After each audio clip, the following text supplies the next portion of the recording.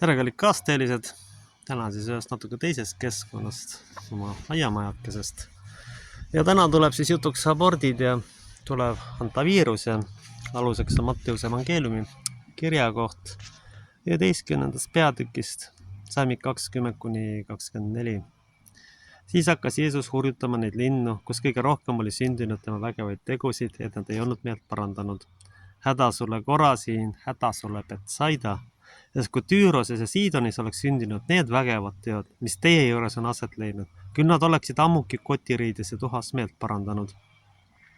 Ometi ma ütlen, Tüürosel ja Siidonil on kohtupäevil hõlmsam põli kui teil.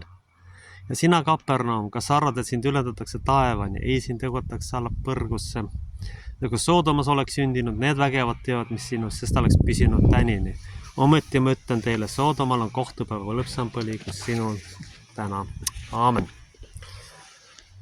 Tähendab, kunagi aastat tagasi tuttava mehega tulid teemaks abordid ja siis tuli välja siuke tore asi, et Eestis on tehtud, ütleme 70 aasta jaoks oli selleks ajaks tehtud 1,2 miljonit aborti.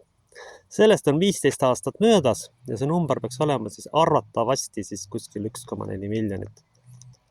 Põhimõtteliselt on see sama palju inimesi, kui praegu meil elab. Ja väga oluline aspekt on ka selle juures see, et mitte kõik ei ole nendest eestlased. Nii et põhimõtteliselt oleks eestlasi olnud üle 2 miljoni, kui kõik need lapsed oleks ellu jäetud. Põhiline põhjus on tegelikult hirm. Hirm ja ootus, et tulevik on absoluutselt kindel, paneb tegema neid mugavusmõrvasid. Mina nimetan neid mugavusmõrvades.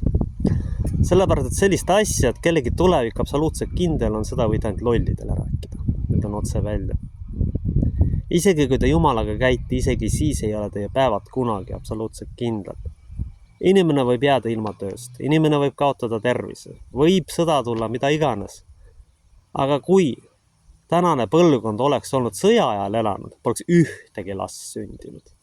Ja oleks kõik see seltskond välja surnud lihtsalt. Küsimus ei ole selles, kellel milline tagala on. Küsimus on selles, mismoodi ma mõtlen. Olen kuulnud ka sellist juttu, kus materiaalselt kindlustatud inimene arvab, et tal küll ei ole. Mõni vend arvab, et lapse sündimiseks peab maja olema. No andke andeks, ei pea. Kõigepealt tuleb laps vastu võtta sellisena, nagu ta on. Ka sellega on meil viisakalt öeldes probleem.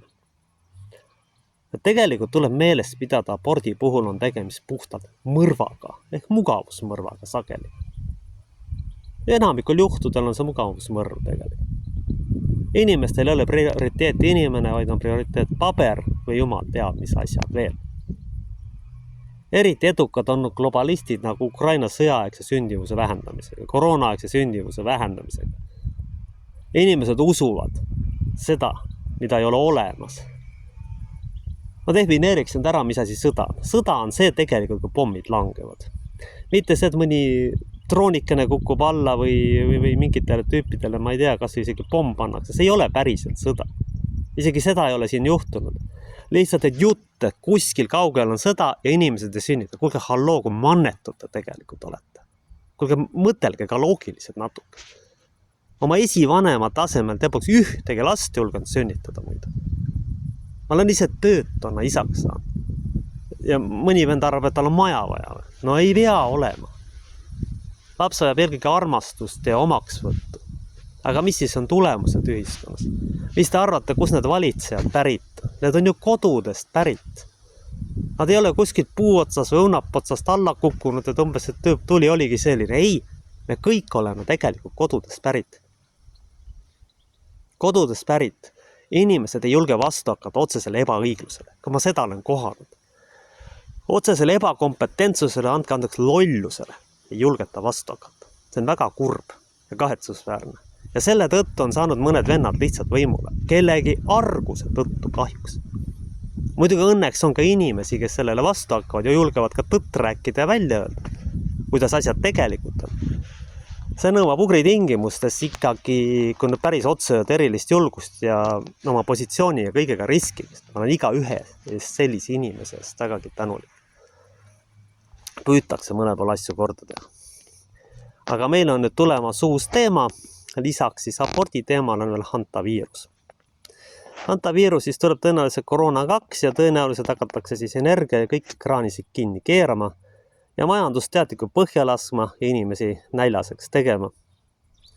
Tõenäoliselt tulevad ka mingisugused totrad maksud ja totrad asjad, mida me isegi praegu raske on ette kujutada. Näiteks anti kaitseväele võime suvaliselt kontrollida inimesi, see ka annab ka võimekuse võimaluses inimesi sundvaktsineerida. See annab võimekuse esile kutsuda kodusõda, see annab võimekuse veel rohkem külvata hirmu inimeste vahele, et veel vähem lapsi sünniks, sest antud juhul enamik noori usuvadki seda, et justkui sõda on see, et kui kuskil kaugel on sõda, aga siin ei toimu ju midagi. Tuleb meelest pidada, siin ei toimu ju mitte midagi peale majanduskriisi. Põgenetakse ära ja kui mugavuse tõttu üks populatsioon ei sünnita, siis sünnitab keegi teine. Ja toimub paratamatult väljavahetamine. Kui te ise olete, see rahvas on tapnud sisuliselt, ma ei tea, peaaegu 1,5 miljonit last ära, mis sõda teile vaja on, te olete ise ennast hukanud sisuliselt, likvideerinud oma genofondi ja mitte sõjatingimustes, vaid rahutingimustes. Ma ei ütle, et kõik sellised on, aga numbrid räägivad ise endast. Tegelikult ma tooksin siia jutu juurde veel ühe väga huvitava fakti. Emade päeva tehti uurimus. Nüüd kuulete õieti. Svetlana ja Olga on Eesti emade põhinimed. Kuulge, mis eestlased nad on. Kui palju üldse geneetilisi eestlasi alles on? Polegi praktiliselt. Kõik on juba ära segunud. Tegelikult ugri genofond on kadunud. Aga nüüd on juba probleem selles, et kas siia üldse inimesi jääb. Kui niimoodi edasi läheb ja kõik hirmuga kaasa lähevad, ei jää siia mitte kedagi varsti alles enam. Ühtegi inimest ei jää siia. See ongi see probleem, mida tuleks ükskord ometi endale teadvustama hakata. Et tegelikult tuleks ikkagi õpetada lastele rollis olemist ja oma talentide avamist. Ja õpetada seda, et igasugust meediat ei maksa uskuda. Igasugu jama, mis sealt tuleb, seda ei tohi mitte mingil juhul uskuda. Ja ütlen veel kord, kõikeste lastega tegelikult kõigepealt jäeti inimesteks. Ärge arvake, et nad on noored täiskasvanud. Kõigepealt võiks tuletada meelde oma lapsepõlve, mida te teinud ja korraldanud ise olete. Siis ehk saate aru, millega tegemist on. Mitte täita pimesi kellegi idiootlikke korraldusi. See ongi jällegi kodust on pärit. Sellised inimesed, kes täpselt korraldusi täidavad, nad ei mõtle, sest neid on hirmutatud mõtlemise eest. Nad on kodus antud selles peksa, et nad oma peagi üritavad mõelda. Siis kasvavadki sellised orjad, kes kõike kardavad, kes ei julge isegi lapsi saada. Nad ei julge seda lihtsalt sellepärast, et arvavad, et laps peab olema selline. Või planeerime siis, kui see ja see tuleb. Elu ei ole võimalik absoluutselt planeerida. See on täielikult välistatud. Sellest tuleks ükskord ometi hakata aru saama. See lihtsalt ei ole võimalik. Iga päev ei ole sarnane eelmisele päevale. Hakata rääkima absoluutselt stabiilsus on rumalus. Halvemal juhul läheb asi lõpuks nii kaugele, et mõni vend arvab, et laps on äriprojekt. Aga mis siis juhtub? Siis see vaene laps hakkabki iseennast pidama lõpuks äriprojektiks. Iseennast hakkab pidama äriprojektiks ja ta mõõdab kõike selle pealt, kuidas ta ühiskonnale kasulik on. Ja ta kardab ja ta muutub töömarkomaaniks ja kõikidele horjaks ja kõikidele tõmmata, lükata. Sellepärast, et tal esiteks puudub eneseväärikus. Ja teiseks, ta ei võta ennast vastu, ta leiab endal 100 viga endal olevat. Ja halvemal juhul, enamikul juhtudel lõpeb see asi raske psüühikahäirega või sellega, et ta on ühiskonnas väga raske hakkama saada. Ma olen ise selle kõik oma nahal läbi kogenud. Ja põhimõtteliselt need lapsed, keda julgetakse maailma lasta, tegelikult ongi sellises seisundis, et nad peavad nii-öelda head olema üldse tänulikud sellest, et nii üldse maailma lasti. Selleni on tegelikult paljudel juhtudel jõutud. Ma ei ütle, et kõik sellised on. Aga seda ma olen väga palju kohanud ühiskonnas. See on päris kohutav ja õudne olukord ausalt öelda. Sellele kõigele lisaks ma ütlen selle hantaviirusega, et üritatakse teha koroona 2. Ilmselt oluliselt jõulisemate meetoditega kui praegu.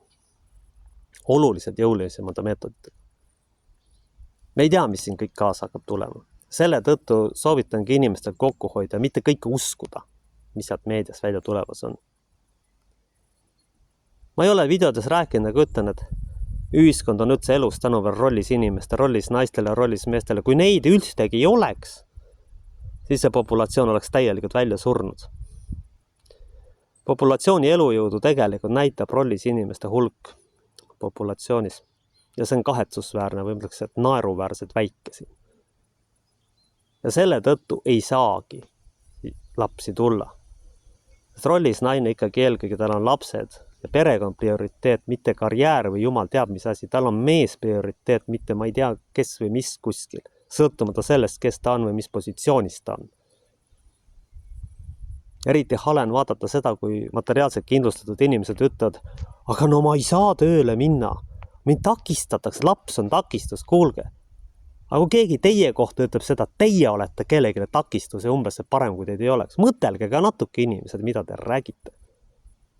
On inimesi, kes seda ei ole teinud ja kes on tõesti oma rolli täitnud ja ühiskonda edasi aidanud. Aga neid on kahjuks vähemus. Meil tuleb järele tulevatele põlvedele rääkida esiteks mehe ja naise rollist. Mehe roll on vastu võtta otsuseid.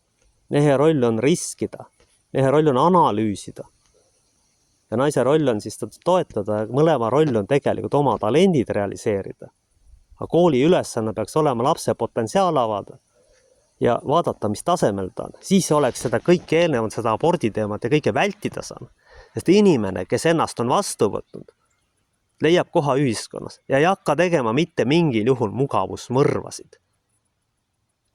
See mugavusmõrv praegu on saadud siis hirmuga lihtsalt pool sündivust peaaegu alla. Ja inimesed usuvadki seda, et äkki tuleb seda. Kuulge,